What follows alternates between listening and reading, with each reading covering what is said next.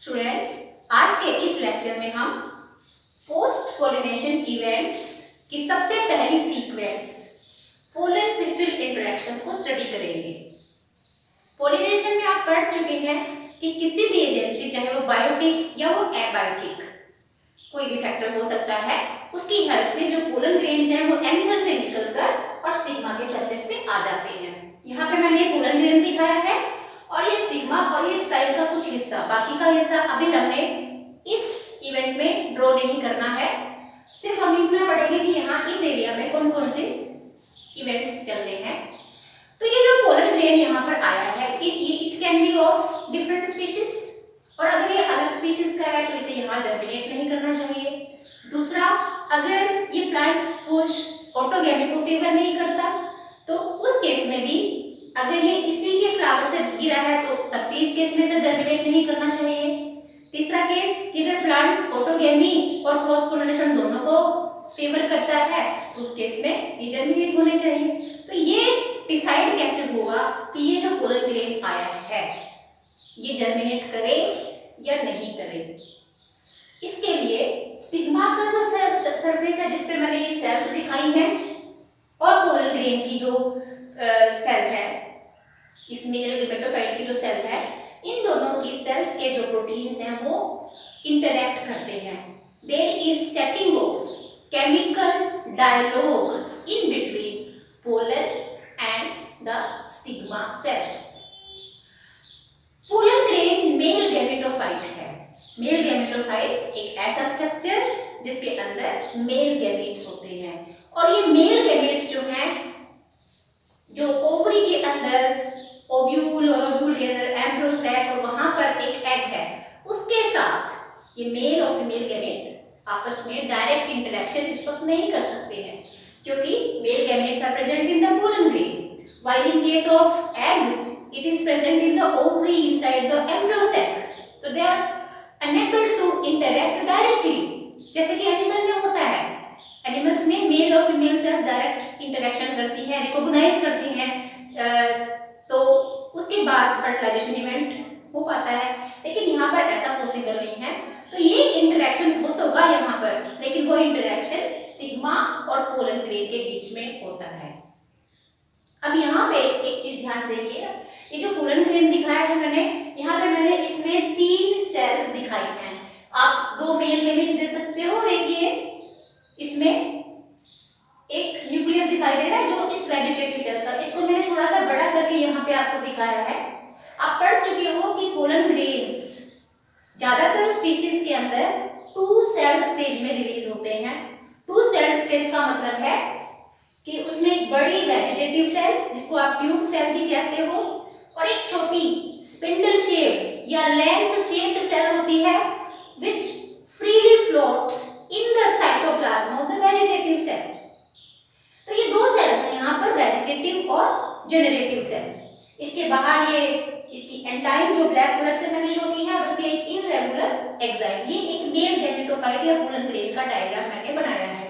इस वक्त ये 2 सेल्ड स्टेज में है, लेकिन कुछ स्पीशीज ऐसे भी होती हैं जहां पर ये इससे नेक्स्ट स्टेप में भी पहुंच जाते हैं, मतलब कि जनरेटिव सेल माइटोसिस प्रोसेस के द्वारा डिवाइड करती है, ये जो लेंस छोटी सेल है, and it divides to form 2 male gametes.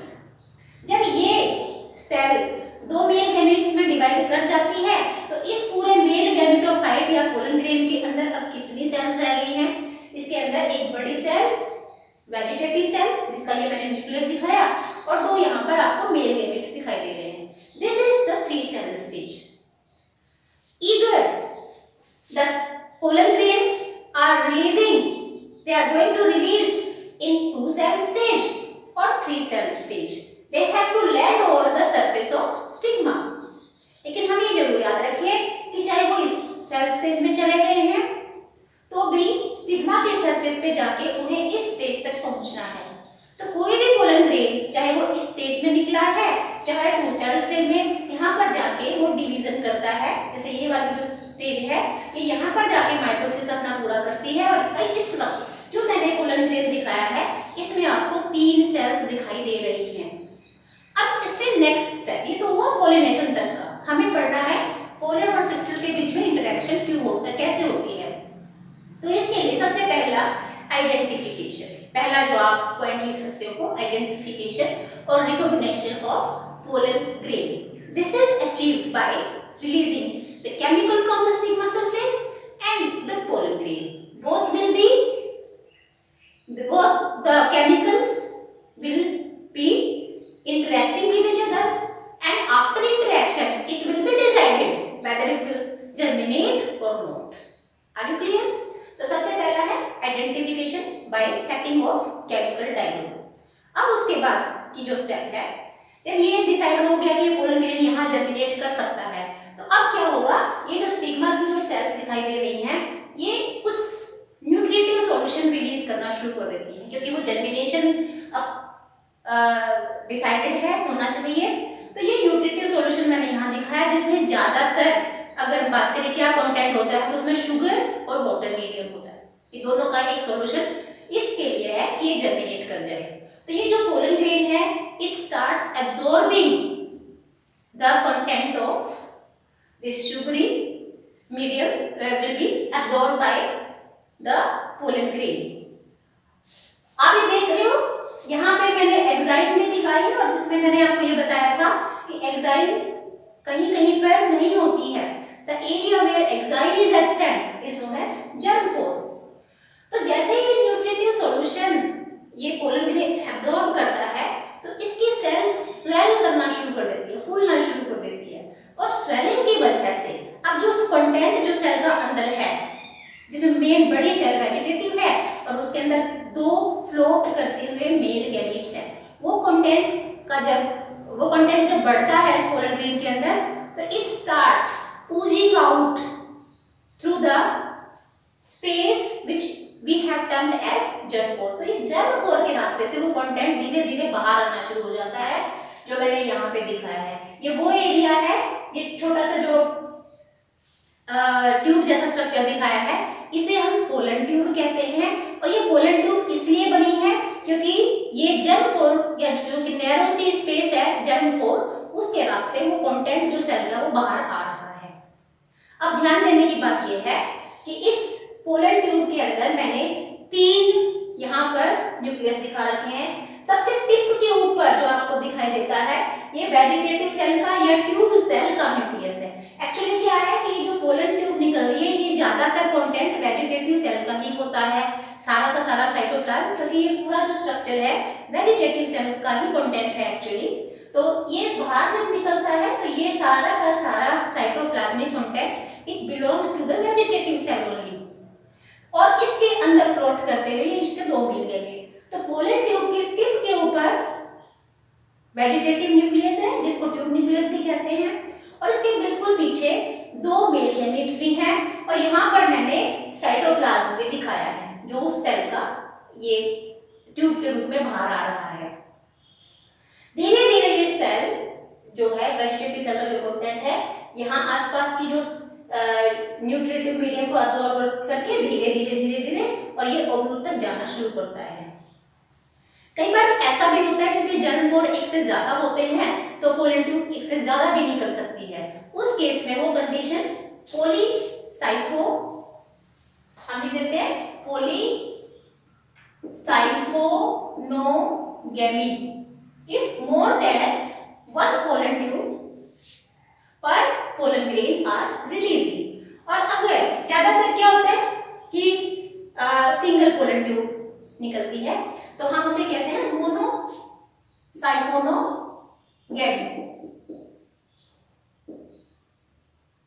लेकिन चाहे पॉलीसाइफोनोगेमी कंडीशन भी हो, लेकिन single pollen tube will reach up to the ovule. एक ही जाती है और जो जा रही है उसी के अंदर वो वेजिटेटिव न्यूक्लियस होगा और 2 मिल गैमीट्स होंगे।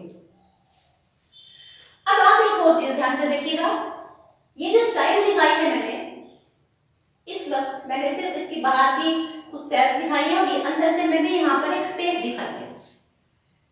तो such style is known as a polo style. लेकिन कुछ प्लांट्स में स्टाइल सॉलिड हो सकती है, जैसे यहाँ तो पोलन ट्यूब को नीचे तक ओव्यूल तक जाने के लिए स्पेस मिल रही है, आराम से जा सकती है, can easily move crossing this time, but is going to happen here some problems because of presence of a tissue here, क्योंकि यहाँ पर सेल्स का ग्रुप है तो इस पोलन ट्यूब को यहाँ से नीचे तक मूव करने में थोड़ी सी डिफिकल्टी आएगी। तो ऐसा हो जाता है कि इन दोनों तरफ से सेल के प्रेशर से ये जो पोलन ट्यूब है वो स्क्वीज हो सकती है। इस स्क्वीजिंग की वजह से क्या होगा कि जो कंटेंट है सेल का, जो ये यहाँ पर हमने कहा पोलन ट्यूब धीरे धीरे बन रही है और स्क्वीजिंग मान लीजिए इस पोलन ट्यूब की हम कर देते हैं, तो उस पोलन ट्यूब के कंटेंट जो है वो अपवर्ड डायरेक्शन में, बैक डायरेक्शन में वापस जा सकते हैं। ये कंटेंट वापस जा सकते हैं अगर आसपास से प्रेशर लग रहा है। To avoid this, in these cases the pollen tube when grows there is formation of callose plugs। यहाँ पर callose नामक केमिकल्स के यहाँ पर जैसे अब ये कंटेंट यहाँ तक आ गया तो यहाँ पर अब callose की प्लग लग जाएगा। callose प्लग लगने से जो कंटेंट है सारा का सारा वो टिप पर ही रहता है और वो पीछे की डायरेक्शन में नहीं जा पाता। तो धीरे धीरे ये ट्यूब ग्रो करती जाती है और ग्रो करने के बाद एट लास्ट ये पहुंच जाती है इस ओव्यूल के पास यहाँ तक। तो हमारा जो नेक्स्ट इवेंट रहेगा, अभी हमने इस बोर्ड पे पोलन पिस्टल इंटरेक्शन को स्टडी किया है। हमारा जो नेक्स्ट इवेंट रहेगा कि ये पोलन ट्यूब इस ओव्यूल के पास कैसे पहुंचेगी और उसके पास जाने के बाद कौन कौन सी नेक्स्ट स्टेप्स अचीव होती हैं, that will be discussed in next lecture.